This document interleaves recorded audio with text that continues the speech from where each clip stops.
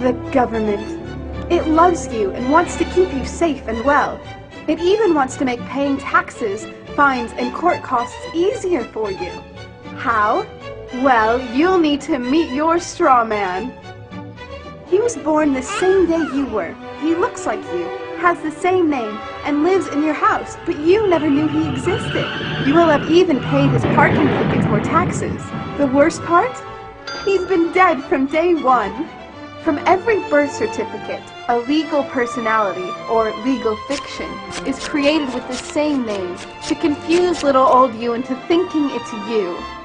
So, there's a human you and a paper you, or as it's commonly known, a straw man. So when it seems like government officials, court clerks, or the police are speaking English, they aren't. They're speaking legalese, designed to make you agree to verbal and written contracts without even knowing about it, all spun from Black's Law Dictionary. For example, when the police say, "Do you understand?" you'll say, "Yes." What they are really saying is, "Do you stand under our authority?" Oops-a-daisy, you just created a verbal contract with them. Oh, you clever government. Did you know that whenever you register something, you are handing over title to the person you register it with? That's right. Whenever you register something with the government, they assume it belongs to them. Registered your car? Super! Now you are the registered keeper of your vehicle, and the government can crush it when you don't pay your, straw man's taxes. Expecting a new bundle of joy? Well then you need to register your little darling with a birth certificate. Then they can start the process all over again and create a new straw man for your little one. Isn't that great? So when Junior grows up, he'll be able to generate revenue just like you have. When you notify on your baby by signing the birth certificate, your child becomes a ward of state, and if the government doesn't like what you're doing, they'll assume it's okay to take the child away, or make new rules for things they don't like. Not enough school? Smacking your child? Shouting too loudly? Then it's off to social services for the little one.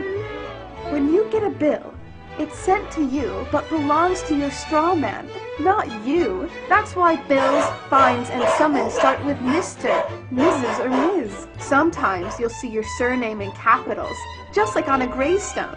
That's because your straw man is dead, and just a silly piece of paper, created before you could comprehend or even consent to it.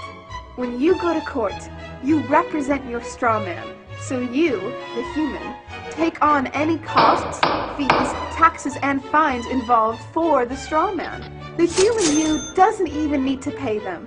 But you made a contract with the court by appearing on behalf of your legal personality or straw man, just like the government knew you would. Confused? Well, don't worry. The government doesn't want you to know anyway. If you knew, you'd stop paying things like council tax and parking tickets. Because when you go to court, you are representing your straw man.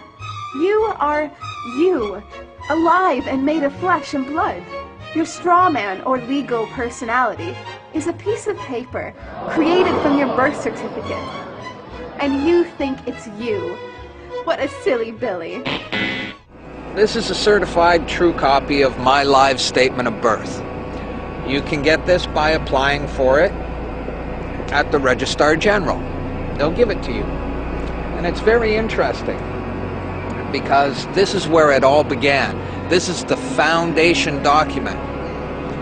All identification is generated from this document. And so if the foundation document is no good, anything that's made from it is no good. That means driver's licenses, health cards, everything.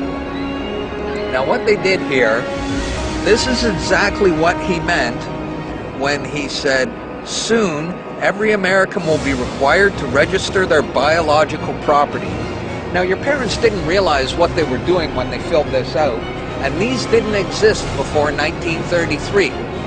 Birth records were recorded in scripture, and these only came into being in 1933 when they hatched this plan.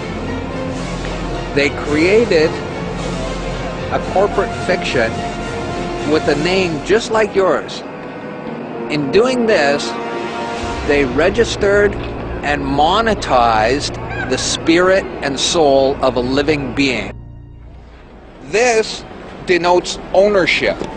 And when your parents were tricked into filling this out, they allowed your spirit and your soul to be monetized. And futures were sold on you. Spirit and soul. I don't... Now, this is my birth certificate. This is actually a share. See this red number? This A, I'm born in Canada, this is a Class A share. Now, this is called a CUSP number. And all securities require a CUSP number. And that's what this is. And you are held as collateral to secure the debt, which our government owes to international bankers. So you and me and all these people here are actually collateral. And we don't even own our lives. We are chattel. And we believe we're free. I made an application to the Registrar General, and I got my original social insurance application. Now, before they sent it to me, they put a little piece of paper over this before they photocopied it, because my friend has his, and they didn't block this out, and when you hold it up, you see Bank of Canada. It is said that the best slaves are the ones who don't know that they're enslaved, and we all have invisible chains on us, and we don't know it. What truth? That you are a slave here. Like everyone else, you were born into bondage, born into a prison that you cannot smell or taste or touch. A prison for your mind.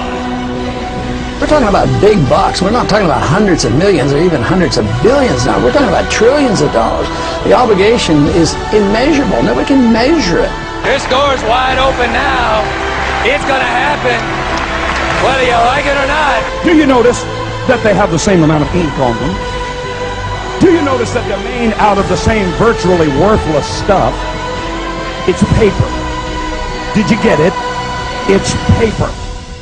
When we create money, we have created an instrument of value that has no value of its own. And it's just as expensive or inexpensive to print the 20 as it is to print the 1. In January of 1913, in December of 1913, he signed the Federal Reserve Act, bringing the Federal Reserve System into place in America, and did what Thomas Jefferson said must never happen. He took the control of the money away from the people by taking it away from the Congress and gave it to a group of private individuals who have to pay taxes on the money they loan the government.